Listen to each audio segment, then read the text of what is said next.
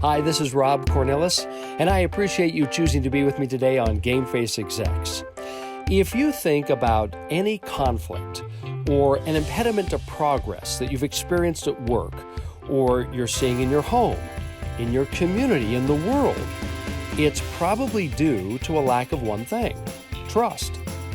Well, my first guest this season has convincingly taught leaders and workers, and families for that matter, throughout the world, that trust, once established and maintained, changes everything.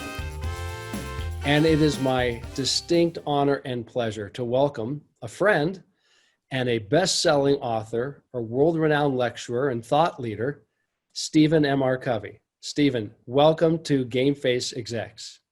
Hey, thank you so much, Rob. I'm thrilled to be on this program, this podcast, and to be with you again. It's great to see you.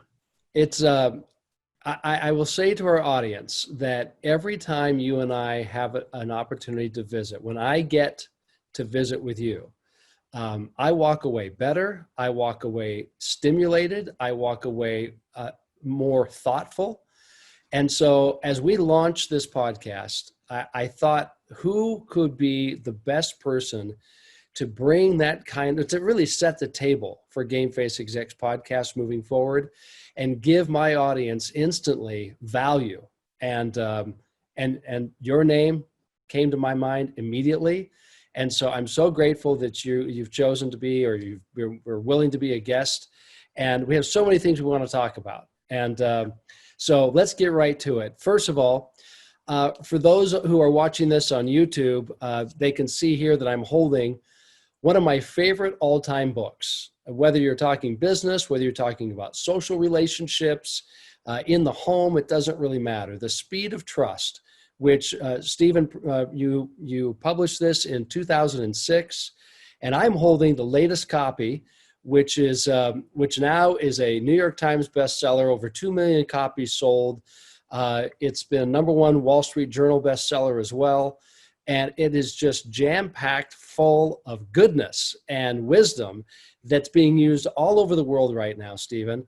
But I have to ask you, you wrote this book. I'm sure it took years of thought and observation to put it together, but it came out in 2006. You've reprinted it again in 2020. How is it different writing it or rewriting it in 2020 than 2006? What's different today that makes your book even more valuable for your readers? Yeah, it's a great question. And frankly, Rob, it's one of the reasons why I came out with this updated edition, is because our world is changing so much, so rapidly all around us, that I wanted to reflect how relevant and timely trust especially is today. It was vital and relevant in 2006, and even more so today, as we're operating in a world of declining trust, and where we're seeing trust going down in so many of our institutions, whether it be trust in government or in media or in business or in other institutions or in society at large.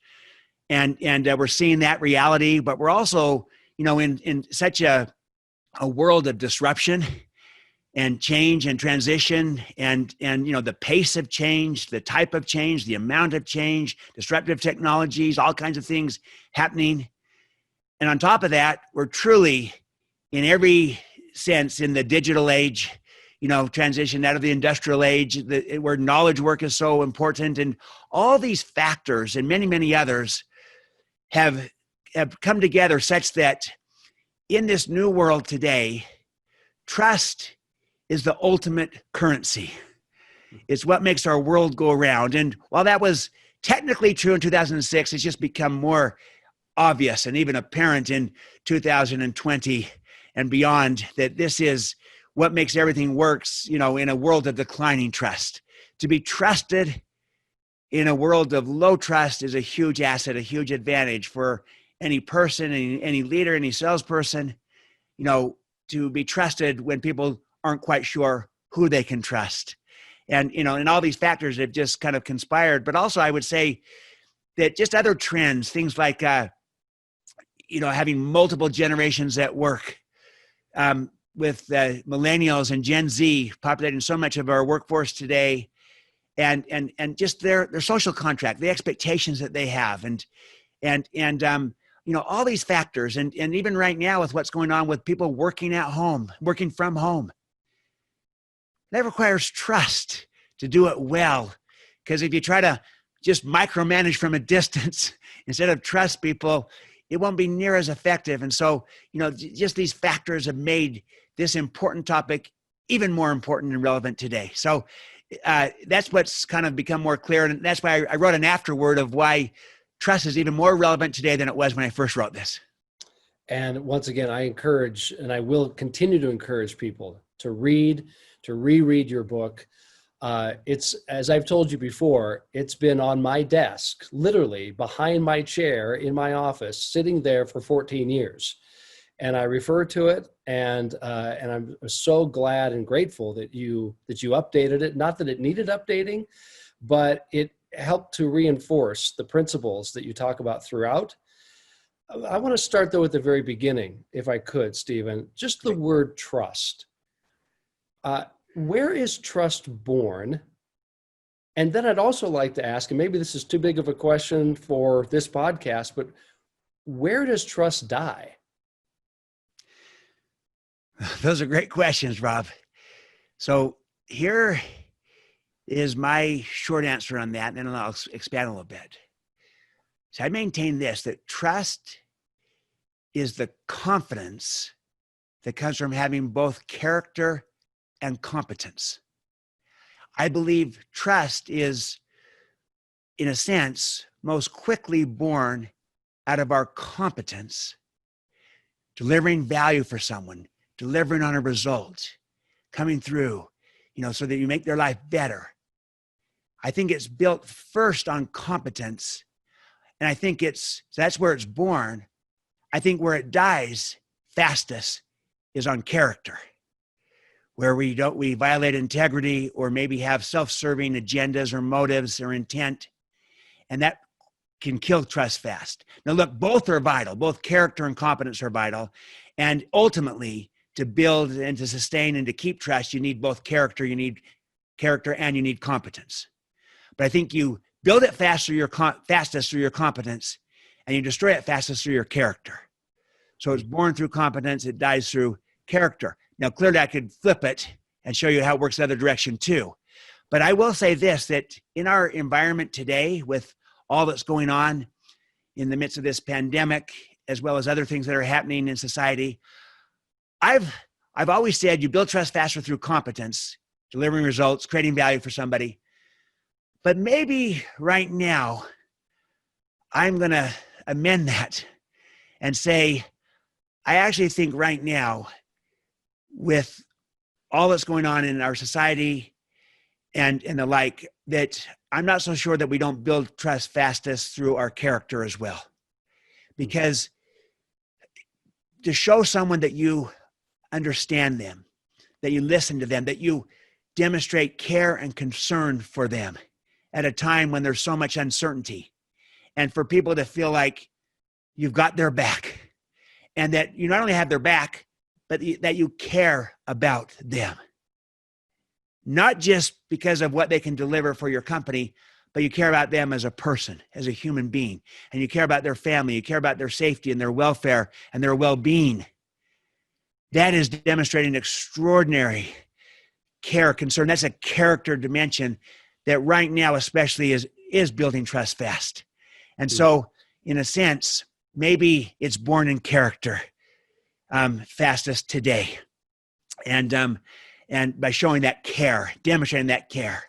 I saw this article where the person says we need, a chief empathy officers, CEOs, chief empathy officers that demonstrate caring and concern more than just, you're a useful asset to our team to produce results. What about me, the person? And showing that care matters enormously. So it's hard for me to separate character and competence because you need both. But I've always said you build it fastest through competence, you lose it fastest through character. I think that's generally true. And I think today, maybe today especially, we might build it fastest through character as well. Well, far be it from me to add to anything you say, Stephen, because your experience and the work that you do around the globe is truly impressive. As you're saying though that, however, some thoughts are coming to my mind. First is character reminds me of the heart. It's who you are. It's if I may, it's your soul. And competence reminds me of your brain, your skills, right? Your abilities. So are you suggesting that it starts with the heart? And if you are, how does one develop a heart of character, a heart of concern and empathy towards others, especially in a world where trust is so difficult to build or to find? Yeah. No, Rob, I think that's a good assessment of it. Character and competence, heart and mind. It's a good, it's an overlapping piece, but it's absolutely accurate, I think. And you start with the heart. I always say character and competence are equals, but character is first among equals because it's the right starting point. So I use a metaphor of a tree, with character being the roots and the trunk of the tree, and competence being the branches and the fruits of the tree. And, you want to have branches and fruits. You got to deliver, you got to perform, come through. But you'll never have that without roots and a trunk, with a stability, a foundation. And that's the character, that is the heart. And you do start there. And so here's a way of thinking about it, of how you start with the heart, is if, again, using the tree metaphor, if it's the roots and the trunk, the roots is our basic integrity. And integrity is that kind of this idea that we are who we say we are. We do what we say that we value. It includes honesty. It includes truthfulness, but it's even more than that. Because, think about this. Honesty is when our words conform with reality. Integrity is when our reality conforms with our words. We are who we say we are. We're real, we're authentic. And that builds trust with people. When you're authentic, you're real, you're a person of integrity. You are who you say you are. And people can say, I trust this person. They're authentic, they're real. They're not trying to pretend or to seem rather than to be. And that's a foundation. So you always look in the mirror and you try to say, who am I? What do I value? What's important to me? And am I living true to that? And none of us are perfect. I'm not perfect. You're not perfect. We all fall short, but we're striving. We're trying to be, real, authentic, a person of integrity. That's the roots. And I think we all need to start there and think about that and get better and better. And one way of getting better is clarify what's important to us, to each of us. What do we value? Think about it, because you can't have integrity to your values if you're not clear on what your values are. So you kind of focus on my values so that I could then be true to them. And then another half, a whole nother half is the trunk of the tree. That's our intent, which is our motive and in our agenda. And I'll tell you that this is where I get back to caring. The motive that best builds credibility and trust is caring. When I care about the people that I'm serving and they know I care about them, I care about the people that I'm leading and they know I care about them. When I care about the people I'm selling to, I care about their interests, their business, their wins, their success, and they know and feel that I care about them. When they really believe that, feel that, they tend to trust me. If they don't think I care, or think that I care only at a superficial level, but that my real agenda is just to make the sale, to get the deal, get the commission, and that I don't, that I only care superficially, they tend to not trust me. They wonder if I'm trying to manipulate or use techniques on them versus really is my agenda to help them succeed. And, because I care. So caring is the motive, and the agenda is to seek mutual benefit. That's called win-win. So there's nothing wrong with me wanting to make the sale and winning. Of course, I want to do that, but I want to do that because I care about your win as a customer. I want to help you succeed, and I want you to win too. And that's the only sustainable approach. And so it really challenges us to kind of look in the mirror, to go deep inside, and to say, you know, am I a person of integrity and authenticity? And what's my agenda, my motive? Am I seeking mutual benefit? And do I care about those that I'm serving, selling to? And that makes such a profound difference when it's real and authentic. That's why you start with the integrity, so that when you say my intent is to serve, you want to be true to that and not just give lip service to it. It makes such a profound difference. So there's a lot I packed into that, you know, but that's kind of a starting point. I would just say, let's each of us look in the mirror and try to say, you know, what's my, you know, who am I? What's my integrity? And what's my real intent? Is it to serve, or is it just to make a sale to serve me? So this quality of care, do you think that it's inherent in people, or do you think it's a learned characteristic? I think there's elements of both, but I think it's learned. I think that at some level, maybe there's some of this inherent of us, that because we're social beings and we like to interact with people, and we've learned over time that, you know, that if you're in an interdependent world, that win-win is probably the only sustainable long-term solution. Now, but the reason I say that maybe it's also learned, that is that while we may have a desire to be connected and interdependent, much of our life and our scripting is kind of more towards win-lose.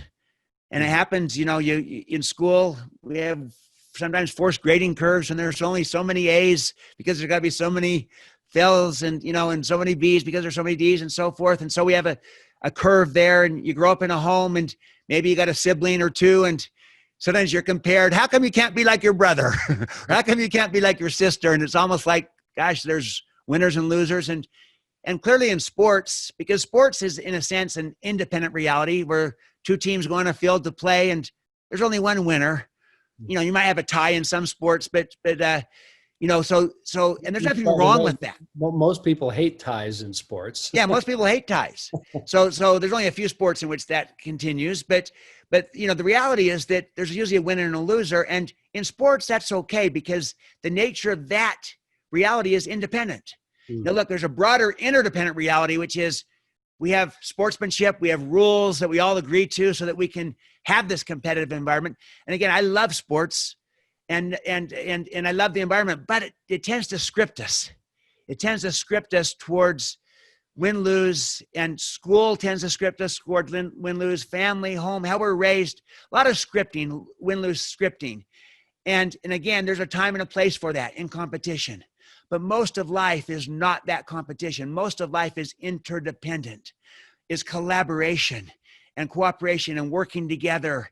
You know, innovation is a team sport, and working to do things together as a team, and increasingly sales is team-based. There's some individual-based and some team-based combinations, but you know, we're trying to help each other, and that's collaborative, that's interdependent, and that's where we need to learn win-win. We need to learn, you know, in skills of interdependence and skills of collaboration, and because we're often scripted in the other, in how we're raised and growing up. And so fundamentally, I do think it's learned, but I think it is innate in us that you know, I think most people are basically good, with a desire for integrity, and that most people also are social people and care about others at some level, but we might have been scripted in a different direction. So we've got to become intentional and deliberate about saying, you know, this will work better if I really am focusing on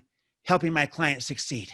When that becomes my dominant, you know, mindset flowing from my heart, that then all the skills that I learn, all the things I do is in the context of intent that is about helping them succeed.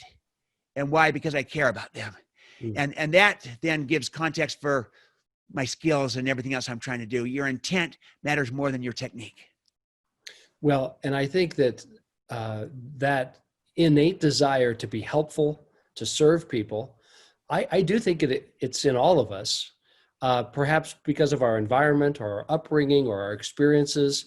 Perhaps it starts to dissipate. Cynicism starts to come into our lives, and doubt and suspicion. But I love one of the examples. It's just one sentence in your book, and I don't remember what page it's on, but I've just always loved this example you gave, where you talk about we learn to stay in our lane when we're out on the freeway or out on the street. We don't cross over into the other lanes. We know that that's not appropriate. It's not safe. So, and it's not only not safe for us, it's not safe for other people. And so, to me, the innate desire to win personally, coupled with the training, hey, one way you can win is to stay in your lane and don't do harm to other people. And you have to learn how to drive in order to make that happen. You have to learn the skill of driving properly. You need to obey certain rules.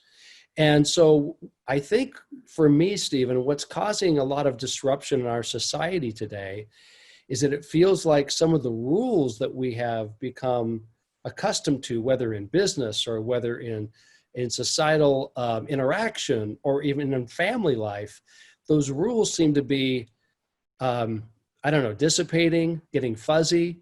And as a result, at least as I see it, trust is being negatively impacted. Correct me if I'm wrong here. No, I think you're absolutely right that there's so much overlap and contention and sometimes a violation of the norms, the rules, where you start to question, are there even norms anymore? And such that we can trust this, we can have confidence in this. And I love how the French sociologist Emile Durkheim put it. He said, when mores, meaning cultural norms, when mores, cultural norms, are sufficient, laws are unnecessary. When the mores or cultural norms are insufficient, laws are unenforceable. In other words, if the mores break down so much, then it's hard to even enforce that. We have just so much overlap. And so that's really part of the danger of a low trust world. And that's what's happening increasingly in our society, is that trust tends to be going down in a variety of different ways. And the danger of a low trust world is that it tends to perpetuate itself, because we all become a little bit more careful, more cautious, more guarded, because none of us want to get burned. It's natural. It's a defensive mechanism. But then we lead out more guarded and protected and cautious, and people respond back more guarded, protected, cautious, and we respond back the same. And we can find ourselves perpetuating a vicious downward cycle of distrust and suspicion, creating more distrust and suspicion, and everybody feeling justified in the process. You see, distrust is contagious. But Rob, thankfully, the converse is equally true. Trust and confidence can create more trust and confidence, where people respond to it and they become inspired by it. To be trusted is the most inspiring form of human motivation. It brings out the very best in all of us, and we want to live up to it and respond to it. I know Warren Buffett, the great investor, acquires all these companies too.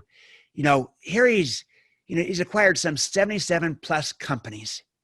And these people that get acquired, their company, they're all now independently wealthy, without contracts, without employment agreements. They choose to stay and work with and for Warren Buffett. And they don't need to work again because they now don't have a need for money. And then there's no contract that says you got to stay with the business. And they stay.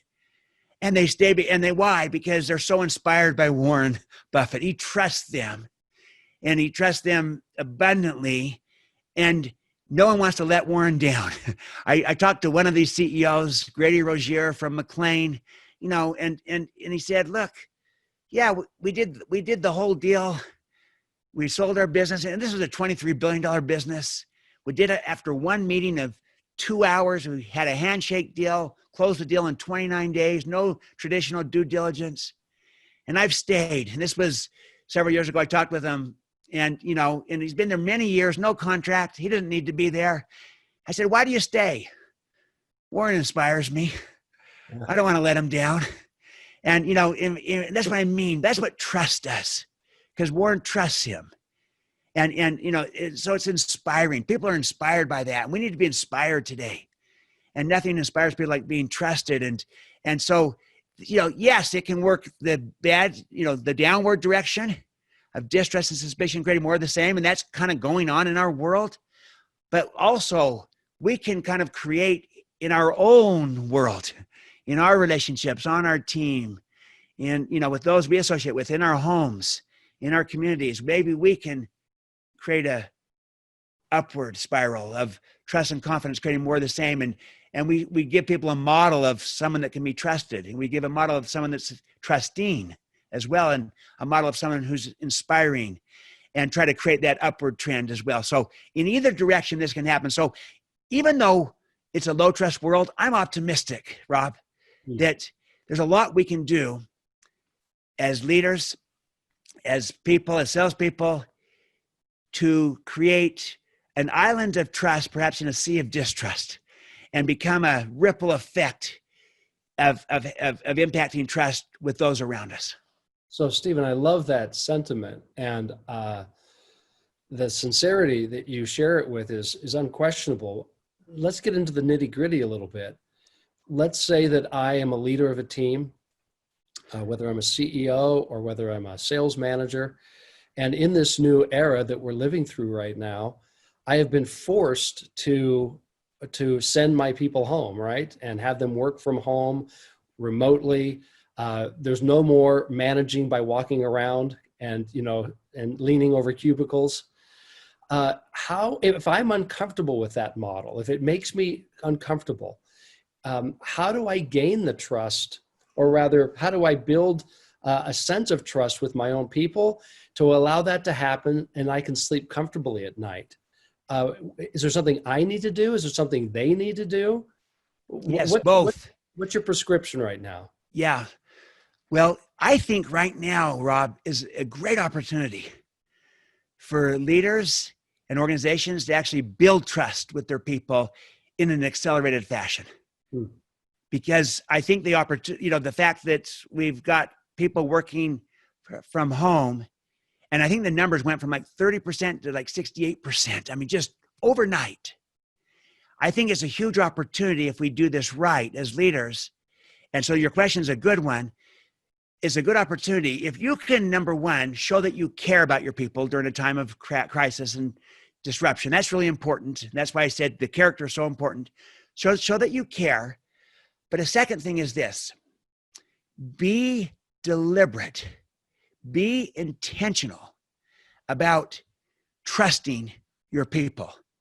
And so if they're going to be working from home, rather than just now not trusting them from a distance and trying to hover over and micromanage from a distance, which will convey even more profoundly that I didn't trust you before when you were right under my thumb, not with me.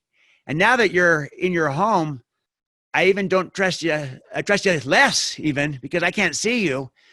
And you know what's interesting? There's productivity tools that can be useful. I'm not against them, but they also could be surveillance tools that some companies are using, that are taking screenshots of their employees' screens every 10 minutes. And it's one thing if the real intent is to try to increase productivity and we're trying to get best practices and learning, but it's a whole nother thing if your real intent is, I don't trust my people. I want to make sure that they're doing this, but that just is screaming to your people. I don't trust you. I don't trust you. So you're working from home because I have no other choice, but I don't trust you. And it just screams distrust, and it'll amplify the distrust. But what I'm saying is right now, here's a great opportunity to say to your team, to your people, I do trust you. And now here's how you can do it. If you're a little leery of that, worried about that, it's what you're extending trust, what I call a smart trust, as opposed to a blind trust. So a blind trust would just be kind of, I trust you indiscriminately, one size fits all, without expectations, without accountability.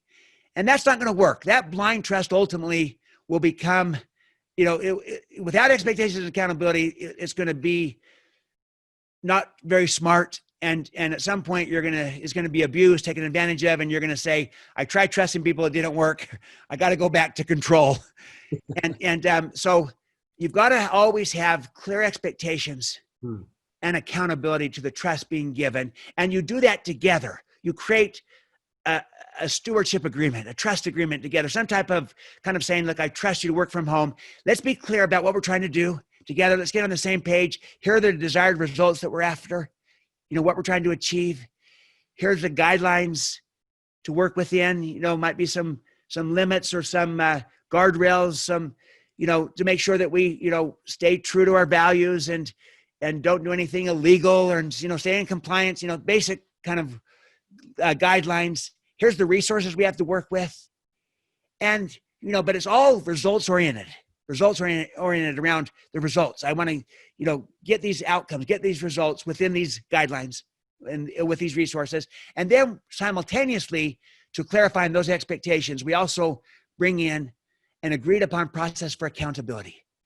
And so, which might say, hey, look, once a week or once a month,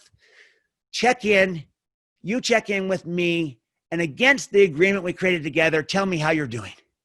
And if you agree upon this up front, then what's happening is the agreement is governing, and it's not me having to come in as the manager, the boss, and hover over and saying, hey, let me see what's happening. Let me check on you. And that feels like micromanagement. Instead, it's the person coming back to the leader saying, as we agreed, we're going to check in, and here's how I'm doing against the criteria that we laid out of how we'd assess how I'm doing. And it just looks different. It feels different. It has a different impact. And right now is a great opportunity to accelerate the building of trust with your people by telling them, I trust you. Let's create an agreement that we can use to have the agreement govern as opposed to me micromanage over you. And it's just a different and kind approach. And there's a great opportunity right now. But the nice thing is the agreement helps the leader feel like I'm not just blindly telling people I trust them. No, I've got the expectations and the accountability built in to a process. What an opportunity to increase trust. And so I hope that we see this for what it is. This is an opportunity to accelerate and amplify and grow trust if we're intentional about it and deliberate, as opposed to having it go the other direction because people now feel micromanaged from a distance. It's so reminiscent of, and again, I don't mean to put myself underneath your umbrella, Stephen, but in my world, advising and consulting with sales leaders, I've been saying to them in this era that we're living through right now, we have an opportunity to rewrite the sales playbook. Yep. Right? The way sales is being done, the way it's being done today is totally different than the way it was being done 6 months ago, and certainly 12 months ago. So it's exciting that we get to rewrite. And you're talking about this from a trust aspect, how a leader of an organization or an office can rewrite a new way of entrusting to their people tasks, assignments, etc., and responsibilities, building accountability along the way. But it's also, it makes me think about the idea of athletics once again. We have a rule book, right? And the referee is supposed to abide by that rule book. When the referee to the observer appears to be breaking the rules or not adhering to the rules, then trust is broken, isn't it? That's right. And we boo the ref, and we don't think that they're being honest, and we feel slighted. We feel whatever word you want to use. So, and of course, the player feels like you're picking on me, or you've got it out for me. So I want to ask you about the player inside an office. Let's say that their boss doesn't have your training and your counsel. What does that person do? How do they approach that boss so that they can perhaps rebuild trust? Yeah, great question, Rob, because I'll bet that many of us have experienced that. Mm. And many of our podcast viewers are saying, hey, that describes me or my situation. So I would say this, that the more you focus on your credibility as a salesperson or as an employee, whatever your role might be, the more credible you are, the more courage that gives you, the more influence that gives you, the more clout that gives you, and even the more permission that gives you to have conversations with your boss, with your leader. The less credible you are, the more it sounds like you're just whining. If you come in and have criticism, and you won't have the courage, and you don't have the clout, you don't have the influence, and you really don't have the permission to go have a conversation with your boss if you're not credible. So, you always look in the mirror. And the point is, if we think that the problem is out there, is everybody else, that very thought often is the problem because we've disempowered ourselves. And, maybe we do have a non-trusting boss, but we got to still look in the mirror and say, what can I do to show my boss that, boy, he really should be trusting me because I deliver, I perform, I get the job done. And, I'm a person of credibility, both character and competence, and I'm delivering, I'm performing.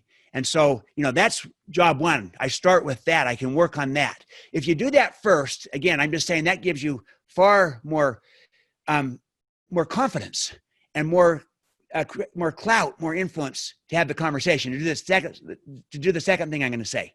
So start with yourself. Second, make it less about the weaknesses of your boss and more about what you can do to earn their confidence. So here's a way of doing it. So rather than going to your boss and saying, hey, how come you don't trust me?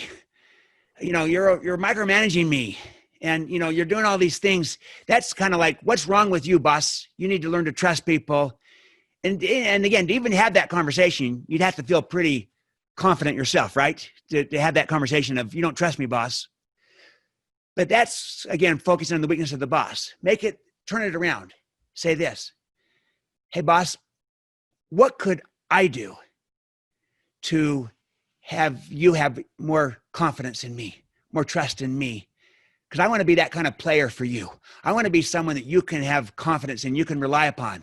And I'm willing to do what I need to do to earn that from you. What can I do so that you feel like I'm your go-to person, that I'll deliver for you? I want to be that kind of person. What can I do?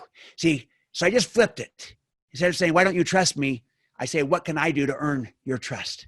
And because I'm willing to do it. And I'll tell you what, most bosses, even ones that are non-trusting, will think about it.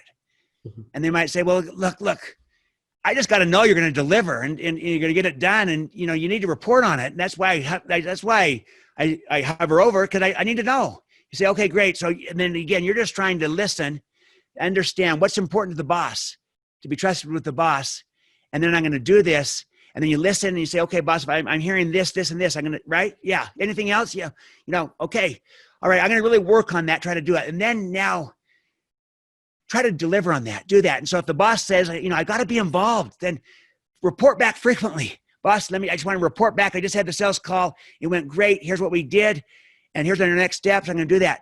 And then you keep doing that. Over time, what happens is the boss says, yeah, that's great. Why don't you just tell me at the end of the week? They start to have more trust in you. So Rob, let me tell you a little story on this. I saw this happen where we saw this happen in an organization where there was a micromanaging boss that just didn't trust anybody.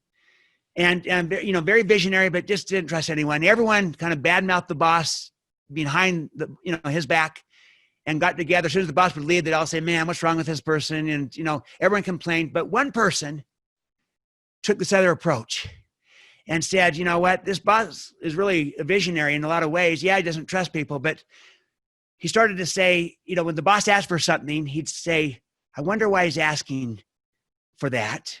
Maybe this is what he's worried about. He projected a little bit. I'm going to do more. I'm going to do this. And so he then would present to the boss what the boss had asked for and more. He said, you asked for this, here it is. And I also thought that maybe you're worried about this, this, and this. is the reason you're asking for this. So I also analyzed this. The boss was like, oh, wow, that is helpful. Thank you. And then it happened again and again. And bit by bit, this person working in his circle of influence saw that circle of influence expand. That he worked on what he could do, not on the weakness of the boss, see, but what I could do to add more value, be more credible, and to the boss. And what happened is over time, that boss started to have confidence and trust in this person. So he'd sit around the table and he'd tell people, go do this, go do that, dictates. And then he'd turn to this person. What do you think? What's your opinion? And this person had built that trust. And the point is, if a boss can do it with one, he can do it with another and another, but you do it from the inside out. And so again, this is not easy.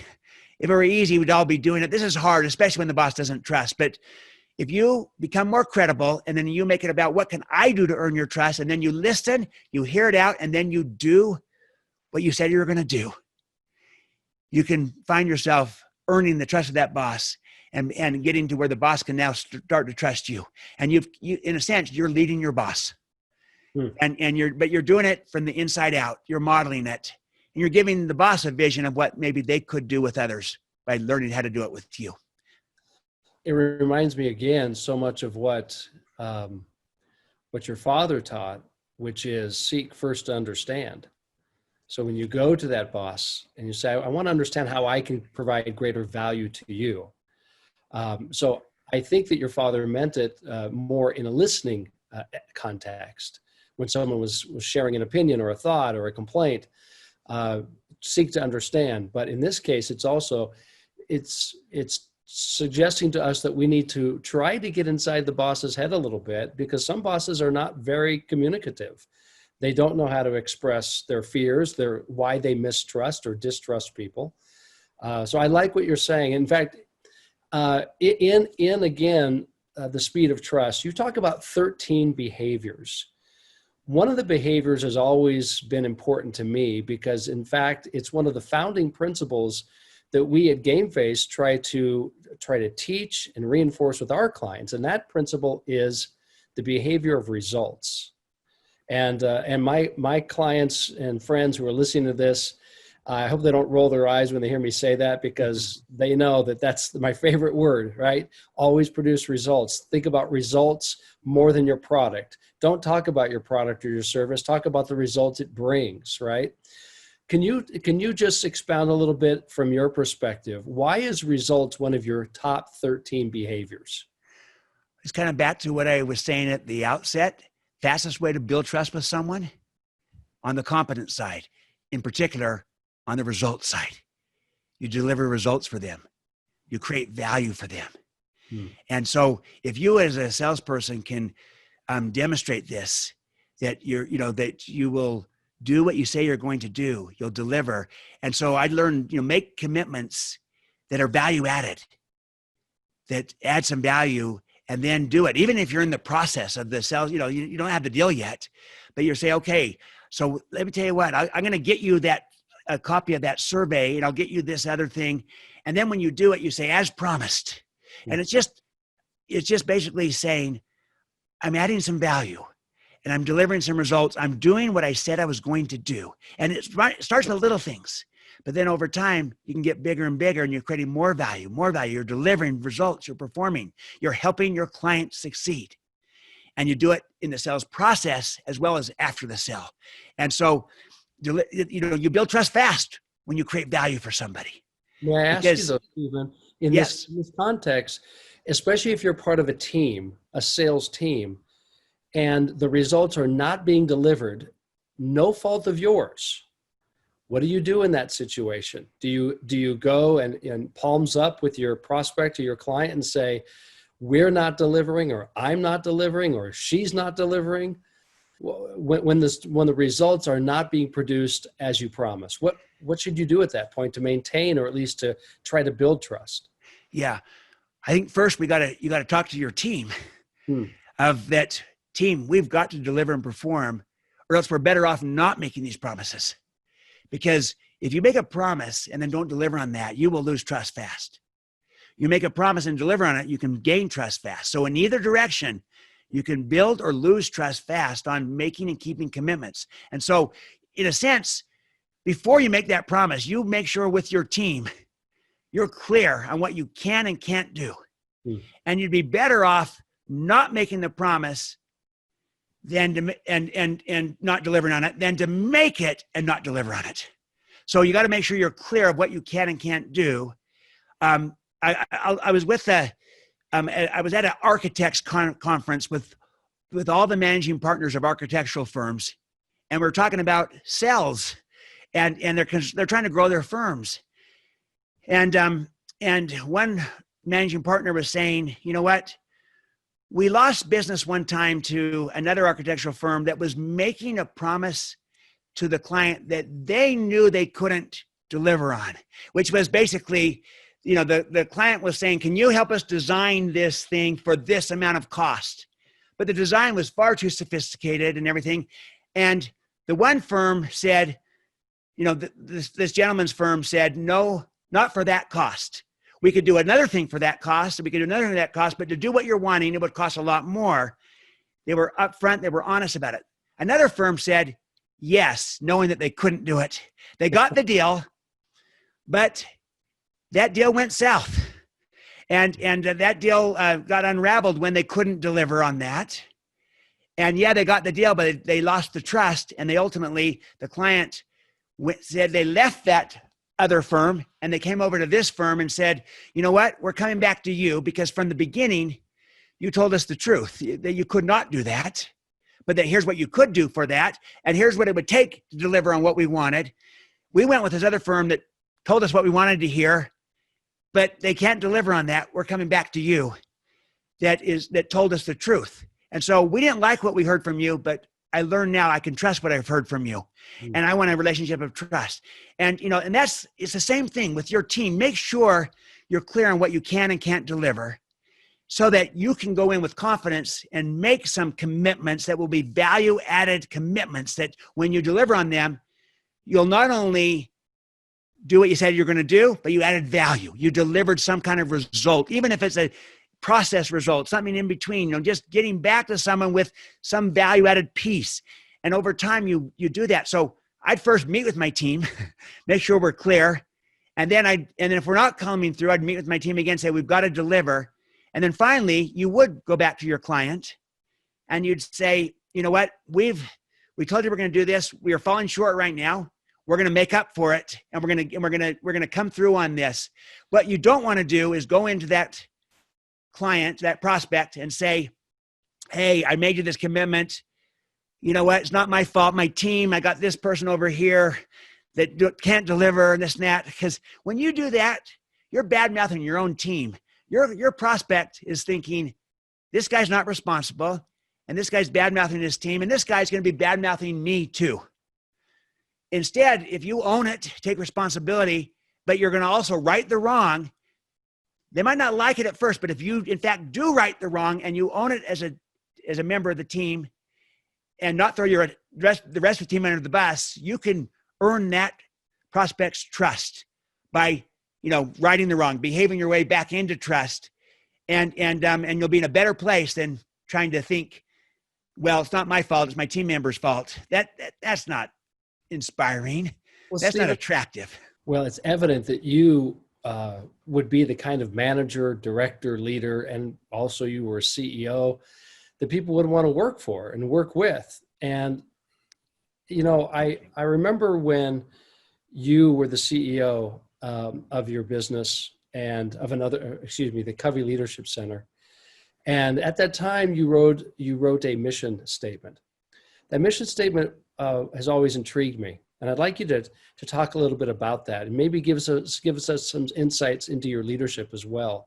But the mission statement, if I can remember it, was to increase the economic well-being and quality of life of all stakeholders. The first part of that is particularly interesting to me, the economic well-being. So you didn't say the social well-being, you didn't say the communal well-being, you said the economic well-being, I presume of your employees, of your customers, of your shareholders, whatever the case may be. Why was that such an important part of that mission statement? Yeah. See, Rob, we called this the universal mission statement. Hmm. And we did apply it to ourselves. But we said, this is a universal one that everyone can take and apply. And then we had another kind of customized one too for us. But this is the universal mission statement: to increase the economic well-being and quality of life of all stakeholders. 12 words, but each word is just filled with meaning. So why economic well-being? Because that's results. That's outcomes. And economics matters to all of us. So, and then we say of all stakeholders. So you're exactly right. That's I want to increase the economic well-being of my salespeople. I want them to make more money, because when their economic well-being goes up, they're happier. Life's better. Life's more fun. I also want to increase the economic well-being of my customers. So all stakeholders, that includes my salespeople, includes my customers, because when they're succeeding and their profits are higher and their revenues are higher, life's better for them too. There's results. So I want to help my clients succeed and increase their economic well-being. And we separated out economic well-being to kind of emphasize the point that you emphasize with your focus on results, that I say is the quickest way to build trust is results, competence. Economic well-being is the quickest way to, you're improving someone's life. You're improving someone's business if you impact their economics, their revenues, their profits, and for a person, their income. That's improving their life. And that is an objective. That's a universal mission for all stakeholders. So I want it with my suppliers. I want them to win too. When they're more successful, they'll stay along. If I have a supplier whose economic well-being goes down, I'm going to lose them as a supplier. If I go win-lose with a supplier, at some point, that'll be a lose for me because they'll be gone. So I want them to win too. I want their economic well-being to improve. And the whole idea is an abundance mentality. There's enough for all of us to win. The pie can get bigger versus a scarcity mentality, which is there's only so much in a pie, and if someone gets some, there's less for me. That's scarcity. Abundance is grow the pie, expand this. We can have multiple winners here. So I want to increase the economic well-being of all stakeholders. And that is everybody, including my salespeople and my clients and my distributors and my suppliers and my colleagues and peers within the business. And, to increase their economic well-being and also their quality of life. So before I tell you about quality of life, I start with economic well-being because that's the fastest way to build trust. Add value to someone, change their world by changing their economic well-being. And it speaks volumes, and it shows also that you care, because it's kind of the survival need, Maslow's hierarchy of needs. You got to start with that. But then we also did add quality of life. And that's meant to hit all those other issues of communal and social and mental and spiritual, all kinds of other needs. You want a high quality of life. It's not enough to only do economic well-being. We want to add to we want to have quality of life, which is trying to cover every other need out there. It's kind of an umbrella to cover them all. But we put economic well-being first because that comes first. It's the hierarchy of needs. And it's the quickest way to gain value and to build trust with people. And so that's the universal mission statement: to increase the economic well-being and quality of life of all stakeholders. Any team, any business can apply that to go along with their other mission statement, that they might have. I think it's a really powerful way to build trust. So we have permission to use that. Absolutely. I hope you do. Yes. Because I think it'll be valuable. And again, economic well-being, quality of life, all stakeholders. And we're trying to increase all of it. Awesome.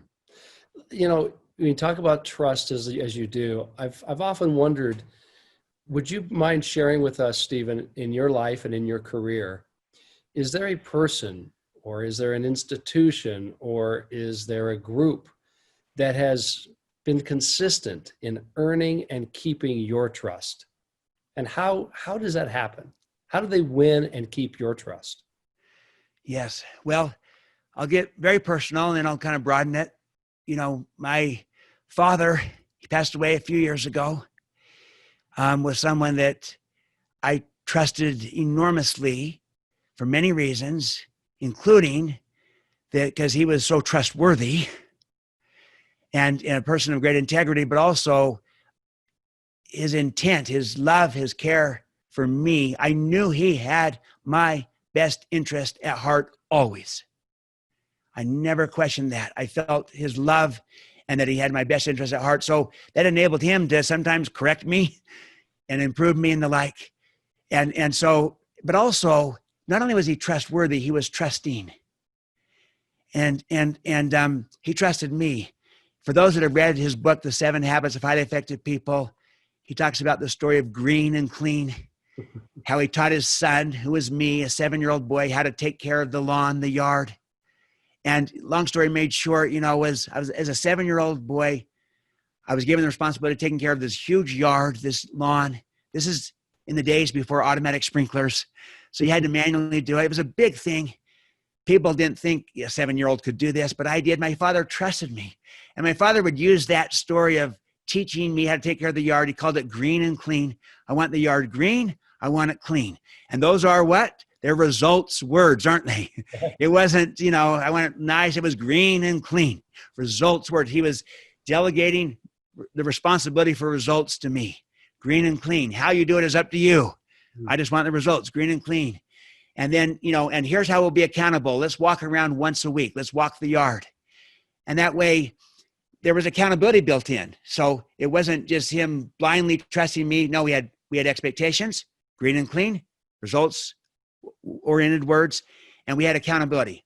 Let's walk the yard once a week, see how we're doing. And I would tell him how I'm doing against the standard of green and clean. He was trusting with me as a 7-year-old, and I saw it my whole life. And so I find if I just play those two things I learned from my father, being trustworthy, being trusting, and say, I find the people and the groups that I tend to trust the most and go deepest with are those who first look in the mirror and they're trustworthy. And that means they have credibility, character, and competence. They're authentic, they're real, and they deliver results. They do what they say they're going to do. That's all part of being trustworthy. And, in the speed of trust, I had those 13 behaviors. The first 12 are about being trustworthy. And the credibility piece, that's about being trustworthy. So that's vital, but it's not enough.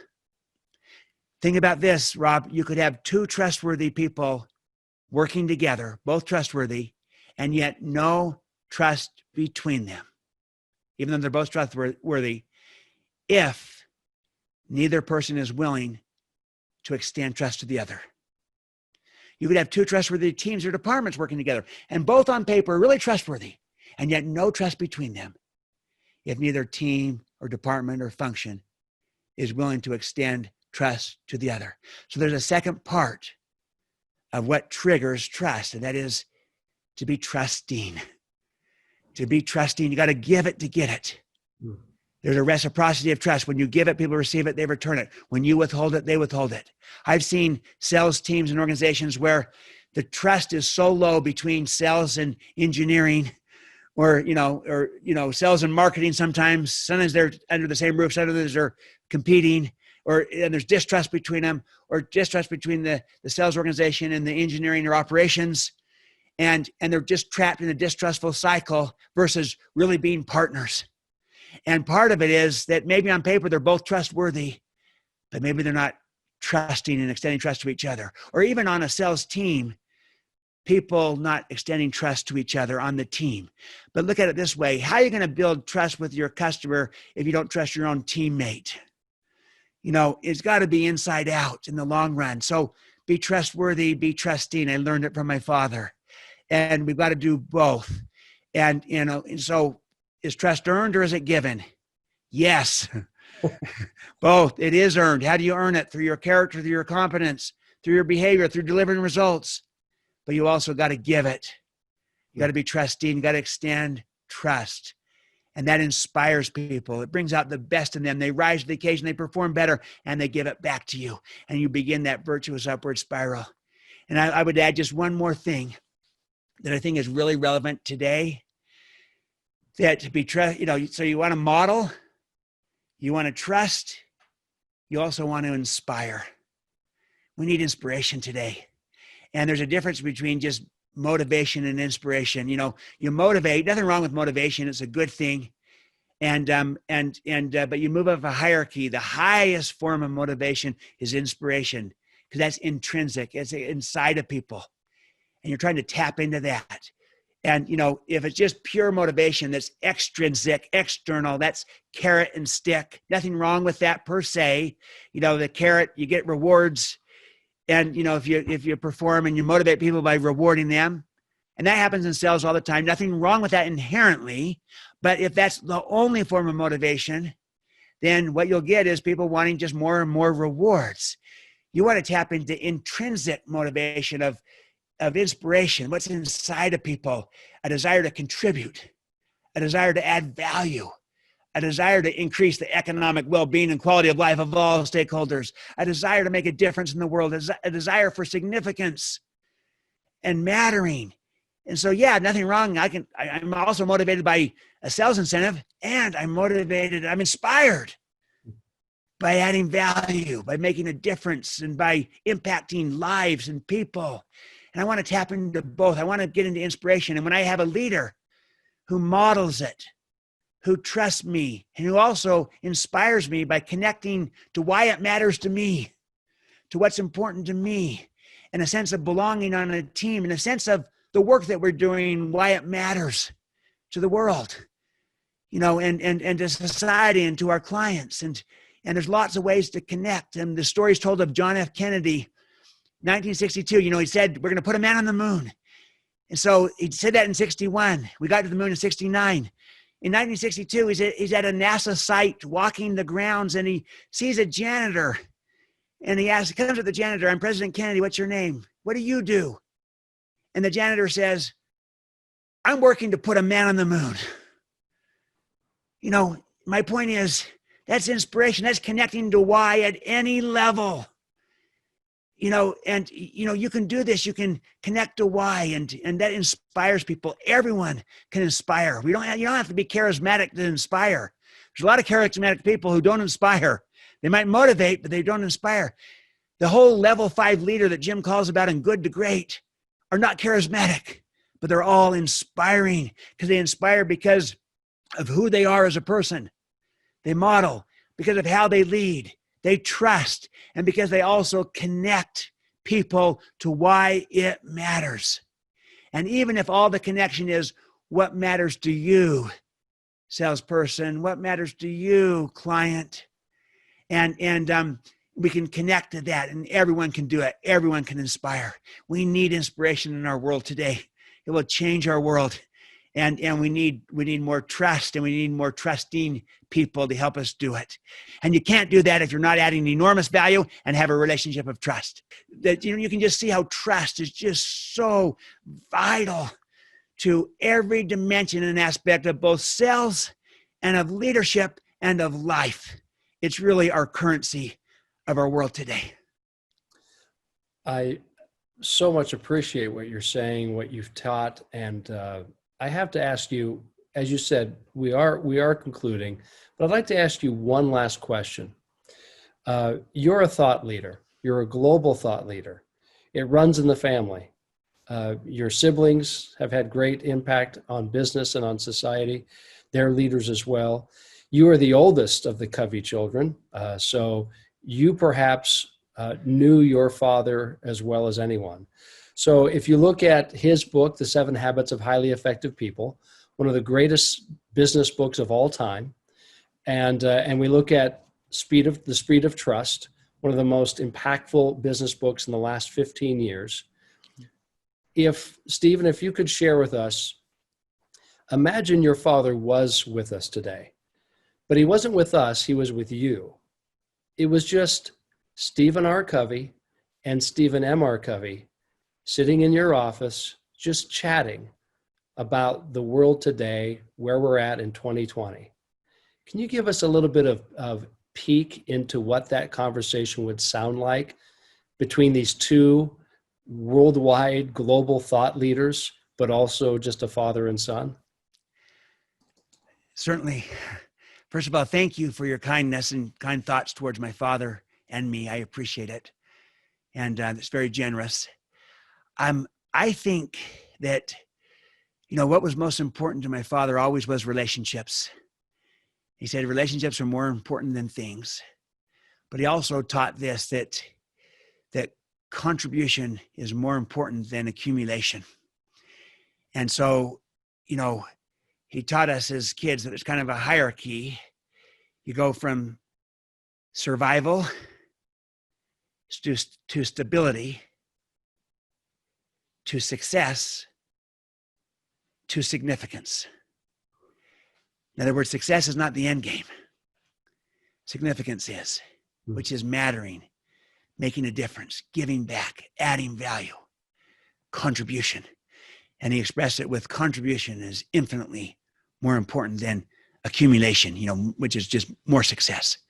You want to give back. And so I think that, I learned those are principles, and he had a great expression, to live, to love, to learn, to leave a legacy. It kind of describes all the elements, all the needs of a person or of an organization. To live is the survival, the economic need. To love is the social, emotional need. To learn is the mental, intellectual need. To, use your strengths and run with them. To leave a legacy is the spiritual or integrity need, the need for purpose and contribution and meaning and the like.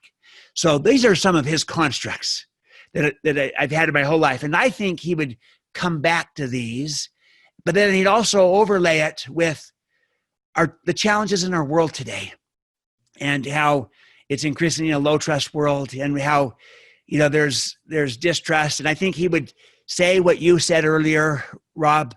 All of us, each of us needs to do far more habit 5, which is seek first to understand, then to be understood. And what's happening right now in our society, we're all trying to be understood. And we need to seek first to understand. And that's a principle of influence. We'll have far more influence with others when others feel we understand them. And understanding does not necessarily mean agreement. You may agree, you may disagree, you may see it differently. It just means you're understanding them to their satisfaction. Once they feel understood to their satisfaction, they become far more open to you, to understanding you. And actually, they'll be far more open to being influenced by you. So the key to influence is to first be influenced. And you're influenced when you seek understanding of another person. And, not just waiting your turn in listening, but really trying to understand to their satisfaction, both their content and their feeling. And that's powerful. I think he'd talk about that. We need more understanding in our world, because that's the foundation from which we can then create third alternatives, create synergy, that we can innovate. And it requires a mindset of think win-win, so a mindset of abundance mentality. But here's a skill: seek first to understand, then to be understood. That enables people that see the world differently to create things differently. And it's the essence of great sales. You diagnose before you prescribe. You try to understand needs before you sell solutions. To go in and start selling products and not understanding needs so that you can then have solutions to needs, misses the point. You're jumping the gun. So the sequence matters. Seek first to understand, then to be understood.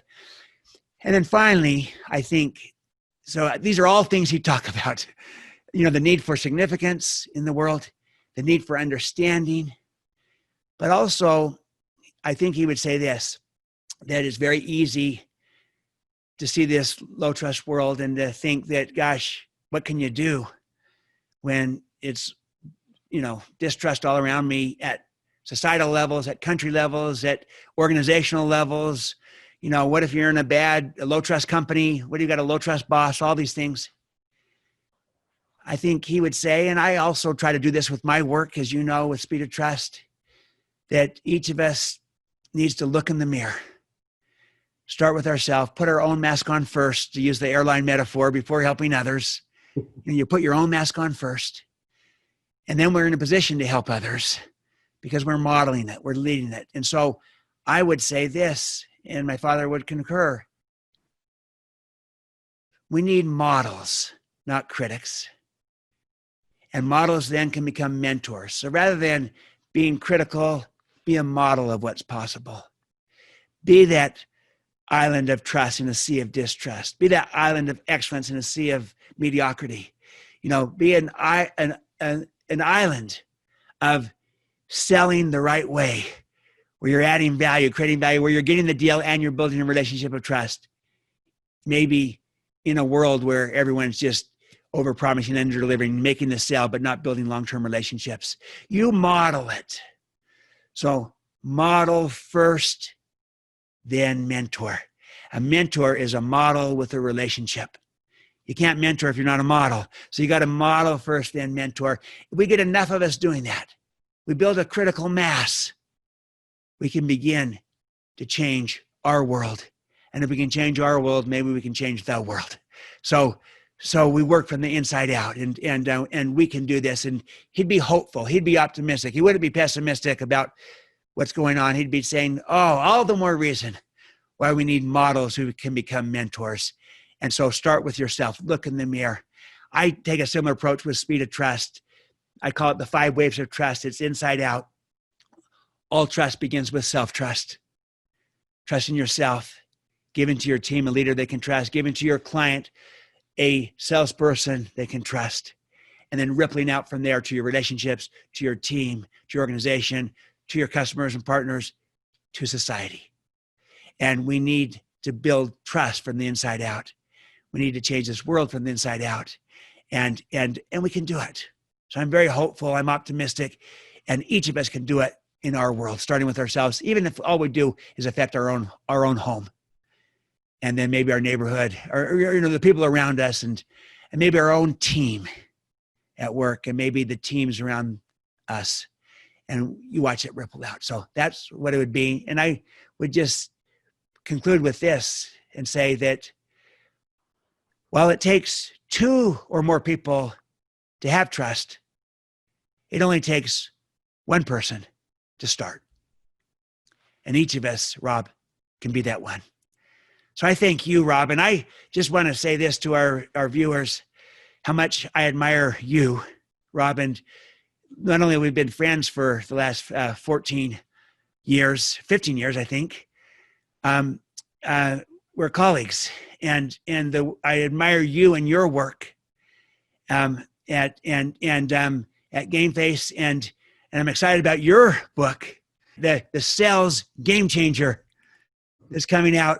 And because if we can do sales the right way and have it be, that is a game changer, and that's what you're all about. And so I see you as a colleague, a peer, and a friend, and I'm grateful to have had this opportunity to be part of your podcast. And I wish you every continued success and admire the contribution you're making to people and the leaders everywhere. And thank you for that. Well, thank you, Stephen. You've given us a lot to think about, and I think there has been enough said, a lot for us to digest, and hopefully we're going to become better GameFace executives because we were an audience to you today. So thank you again. We wish you continued success and even more influence with the Speed of Trust. I know our listeners and our viewers, if they haven't read it, I'm sure they're going to grab a copy. And if they have a copy, dig into it again. So Stephen M.R. Covey, thank you very, very much, friend, for being with us. Thank you, Rob. Great to be with you, and to all our viewers, thank you. Thanks for being a part of this episode of GameFace Execs. If you found any of it useful or helpful, please rate or like and subscribe to our YouTube channel. I always appreciate you referring us to others as well. I'll see you next week. Until then, persuade, influence, inspire.